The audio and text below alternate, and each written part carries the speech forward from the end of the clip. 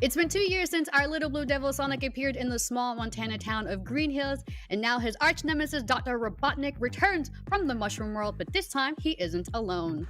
I'm Nars, and this is IGN's FanFest. I'm so excited to interview the cast and crew of Sonic 2, but we put some feelers out for die-hard questions, and we got some incredible ones, so thank you guys so much for joining me. Of course. Thanks for having us. Hi, this is Jeff Fowler. I'm the director of Sonic the Hedgehog 2. Hey, my name is Ben Schwartz. I play Sonic in Sonic the Hedgehog 2. Hey everyone, I'm James Marsden, and I play Tom in Sonic 2.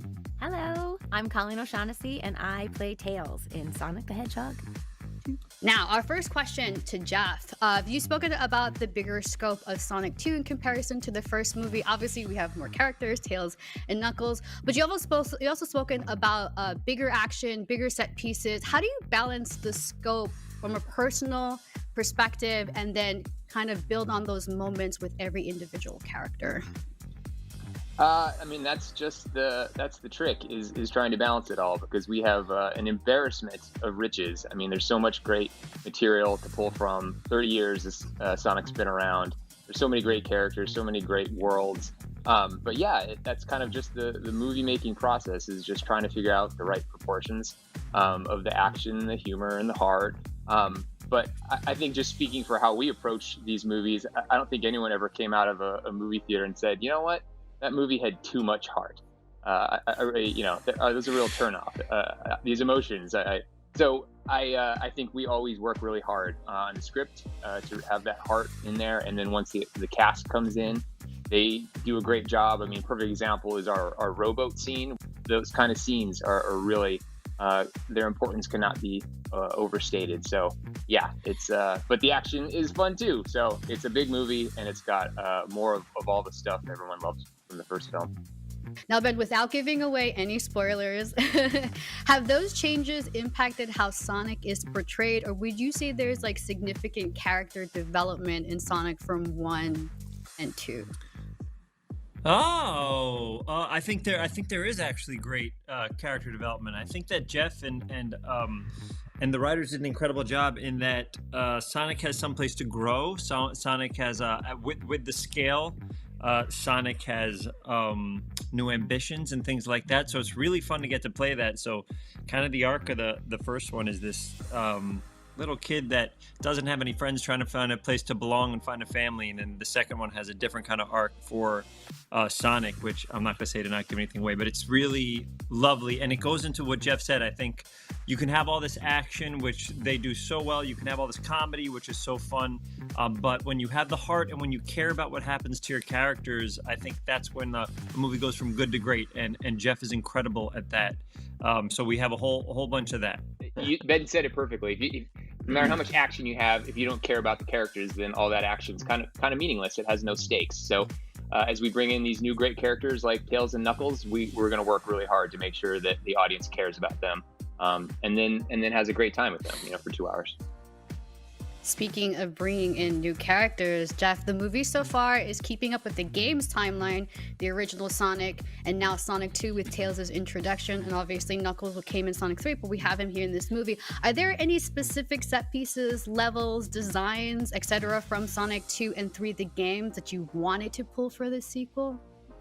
Oh yeah, all kinds, and one of them was in the trailer, of course. The biplane, the tornado, is such an iconic visual from Sonic 2, and so as we were sort of setting out to plot Sonic 2, I think we all got really excited about just pulling that great sort of imagery that all the fans are going to get excited about when they see it on the big screen, and just creating a real cinematic version of the stuff that fans have loved, from Sonic 1, from Sonic 2. But yeah, it's a great problem to have, that there's so many great Easter eggs to kind of incorporate, and this movie is chock full of them. I couldn't even begin to list them, because there's just so much stuff fans get excited about.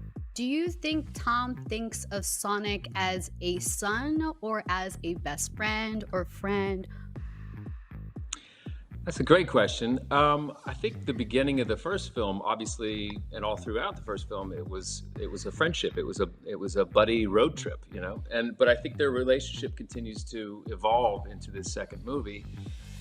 When Sonic is part of the family now. He's moved in, and he's getting a little too big for his britches, and maybe a bit ahead of his skis a little bit, and he needs somebody to kind of come in and maybe I think it's something that, like, yes, it's starting to evolve into more of a parental relationship, whether Tom's aware of it or not. I think Tom's just trying to be a good, supportive presence for him, and to like any father would, sort of guide him through life and let him, reassure him that he's going to have his time, and there'll be a reason for him to be using all these powers that he feels like he's not allowed to use. So yeah, I think obviously it began as a friendship, but it continues to evolve into, yes, I think more of a sort of father-son sort of relationship dynamic. And again, like, whether Tom's aware of it or not, he's just trying to be a good guy for the kid. Has the introduction of Tails and Knuckles, who obviously share similarities with Sonic, has that impacted your approach to voicing the characters? The idea that now we get to see Sonic with a sidekick for the first time, someone that is a sycophant, someone that looks up to him, is so exciting. And then someone that's more powerful than him becomes extremely exciting too. So I think you get to see different shades of what Sonic's like. I think I approach Tails the same way every time, whether it was for the show or the games. I think the difference here is that it's more the beginning of the relationship, and we're establishing, getting to know each other and learning who Tails is, learning who Sonic is with this little buddy. And, it's such a collaborative effort when you work on anything. So I get lots of guidance from Jeff and the writers. And I think I approach it the same way, though. Mario might make a movie, or is making a movie that's coming out soon. Is there anything Sonic would like to say to his longtime rival? Ooh. Oh, man. It could be controversial. Careful, Ben. Yeah, for real, by the way. Am I allowed to say anything? Yeah. Can I say something, Jeff? Then you can tell me if I can't say it? Just go for it. Just what does your heart tell you? My heart says Smash Brothers Initiative. Terribly Polly C asks James a fan question. Has working with CG characters affected your approach to acting? Are you able to improvise on lines or actions? To be honest with you, it's strange to act with real people anymore, for me. It is the future. It is the most COVID-safe, COVID-friendly way to shoot a film. I've done a couple of films that are this model, which is a mix of live action and animation, and been very lucky to sort of figure it out along the way. It's definitely technical. Like you have to kind of map everything out before. You have to have a clear understanding of what the scene's about. And Ben and I have gotten to be very close, much closer than he felt comfortable with as friends during this process. But it was important because I was shooting all of my stuff first, and then it would be sent back to Ben, and he would have to kind of fill in the gaps. So we got a good sense of each other's sense of humor and sensibilities, and so that's always a good thing. I think that's really important to know. If I come up with something on the day, you asked about like improvisation, I got to know that Ben's going to understand what I'm doing or where I'm going with it. The animators come in and do their thing with Sonic, but if the cast, if they're not sort of making the scene feel real, or the conversation between Sonic and Sonic, if it feels if you feel the technical nature of it, then it's just not going to work. And James has always just given us such great material to work with, and the animators then come in and put it all together. But yeah, it's incredibly challenging. So it's one of those things that I cannot say enough wonderful things about James, right, and all the cast, because everyone has to deal with that same technical challenge. It is a challenge, and these days especially, we are alone. We have a voice in our head, and that's directing us, and then the microphone. So it's challenging. We don't have makeup, we don't have costumes, we don't have sets, we don't have props. So you have to create everything with just your voice coming through a microphone. You don't even have your face. So it's challenging, but it's something that it's a skill that you can develop, and all those acting 101 sticking points, they're there. Who are you talking to? What's the situation?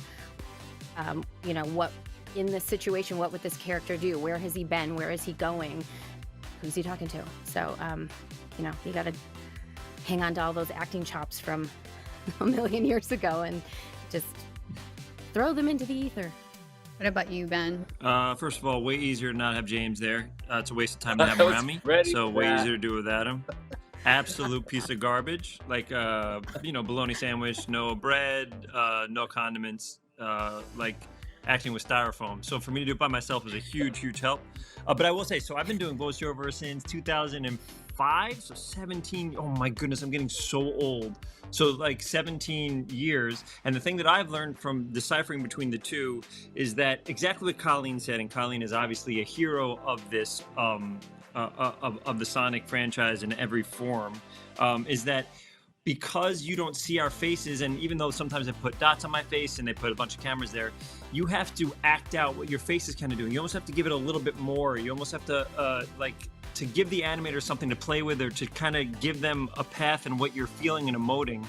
It's a skill set. It's a really interesting and wonderful skill set. Colleen, I have a fan question from Remy the Chipmunk. Having voiced Tails for numerous IP, what was it like stepping back into this role again? Stepping into Tails is really comfortable for me. I just love him to pieces, and I think I've been voicing him for 7, maybe 8 years now. So I can easily step into those shoes. This was definitely a different experience as far as, it was a more grounded performance. There are definite moments in the film that are different than what Tails has experienced before. But I feel very comfortable. I just love him so much. He's this little piece of me right here that I can just, pick him up and off we go. Stacey wants to know, how did you land the role of Sonic? It kind of started at the very beginning. I had a meeting with Tim Miller, who's a producer on this movie. I had it with something else. And right next to him at Blur was Jeff Fowler. And they said, we're going to go out with Sonic because it didn't have a home yet. And they were telling me about it, and I told them how much, I love voiceover, and told them about the stuff I was doing. And they said, maybe one day we'll have you help out a little bit. And so they called me to do just a test scene, which is a 5-minute scene that Jeff was going to direct, that was eventually going to go out to all the studios. And then if the studios liked it, they would hopefully say we do Sonic. And it was kind of like a freebie deal, and that I was told that, it doesn't mean you're going to be the person, just would you help us out and do us a favor? And I love the IP so much, and I love the character so much that I said, yes, of course. And we did it, and Jeff did an incredible job making that test video. And if it wasn't incredible, he wouldn't have been able to do it. And then Paramount bought it. And then I think they went through the process of maybe going through the very famous people of who maybe could take on Sonic. And they kept going back to that. They kept going back to that test scene, right, Jeff? Yep. And then we had it right. And then we had it right from the start. And when I did it, he loved the way I delivered it and felt like that's the way that Sonic in the film should be delivered. And then I remember I waited, 8 months or something. And then I got a phone call from Jeff. I know exactly the street I was on in Burbank. I was just doing a VO thing, and I was coming off, and he told me while I was walking down, I know the sidewalk I was on, when he finally said, you're going to be Sonic. And I was like, I did that ER move at the beginning of ER where he goes on his knee and he goes like this from the opening sequence in ER. I was so excited. There was no money at the beginning. It was just a favor, but I believed in Jeff, and I loved the project so much that I would do whatever they wanted. And it ended up that they had given me an incredible opportunity afterwards. So our final fan question comes from Elfon TV, and Elfon wants to ask Jeff, are we going to see a Sonic 3? Nothing would make me happier. We have such a great time making these movies. I think everyone just loves the world, loves the characters. But right now we're just, we're kind of going one movie at a time. So fingers crossed, everybody comes out and has a great time with this sequel. And then, hopefully we'll get to do more. Now, you may have noticed that we're missing the 2 villains of the Sonic sequel, Dr. Robotnik and Knuckles. They couldn't be here for the panel, but Jim Carrey and Idris Elba want to answer your fan questions, so here's what they had to say. IGN, what's up? It's Idris Elba, and this is from Blair Witch Hunt. And their question was, what personal touches did I bring to my character Knuckles? Well, the personal touches that I try to bring is, I guess, a sense of humor. He's, you know me, I'm known for being hilarious, but Knuckles definitely isn't.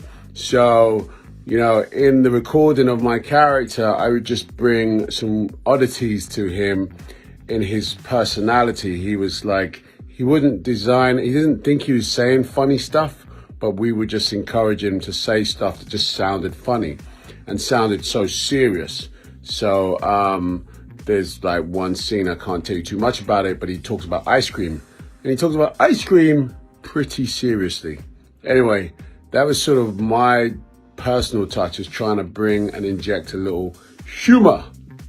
Thanks for that question. Much love. Can't wait to see the movie. I have a question here from someone in the ether. Why do you think Dr. Robotnik's character is such a good fit for you?